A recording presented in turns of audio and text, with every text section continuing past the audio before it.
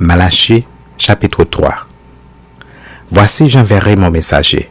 Il préparera le chemin devant moi, et soudain entrera dans son temple le Seigneur que vous cherchez. Et le messager de l'alliance que vous désirez, voici, il vient, dit l'Éternel des armées. Qui pourra soutenir le jour de sa venue?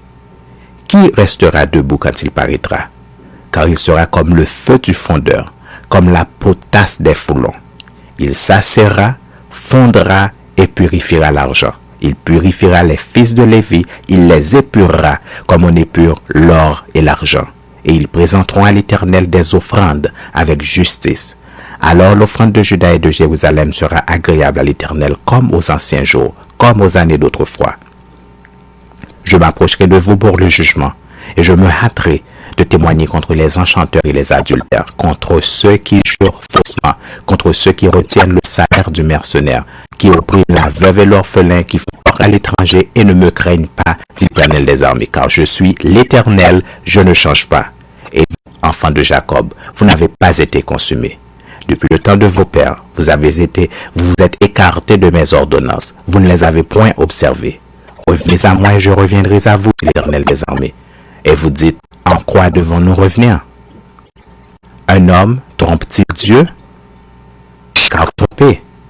Et vous dites, quoi avons-nous trompé? Dans les dîmes et les offrandes. Vous êtes frappés par la malédiction et vous me trompez, la nation tout entière. Apportez à la maison du trésor toutes les dîmes, afin qu'il y ait de la nourriture dans ma maison. Mettez-moi de la sorte à l'épreuve, dit l'Éternel des armées, et vous verrez, si je n'ouvre pas pour vous les écluses des cieux, si je ne répands pas sur vous la bénédiction en abondance. Pour vous, je menacerai celui qui dévore, et il ne vous détruira pas les fruits de la terre, et la vigne ne sera pas stérile dans vos campagnes, dit l'Éternel des armées. Toutes les nations vous diront heureux, car vous serez un pays de délices, dit l'Éternel des armées. Vos paroles sont rudes contre moi, dit l'Éternel, et vous dites, qu'avons-nous dit contre toi? Vous avez dit, c'est en vain que l'on sert Dieu.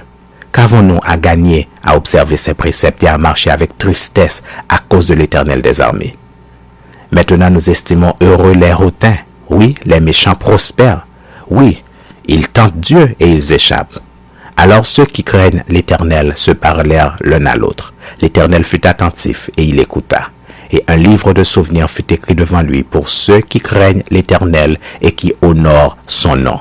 Ils seront à moi, dit l'Éternel des armées. Ils m'appartiendront au jour que je prépare. J'aurai compassion d'eux, comme un homme a compassion de son fils qui le sert.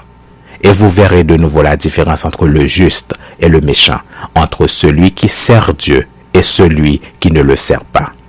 Ne le sert pas. Ne le sert pas.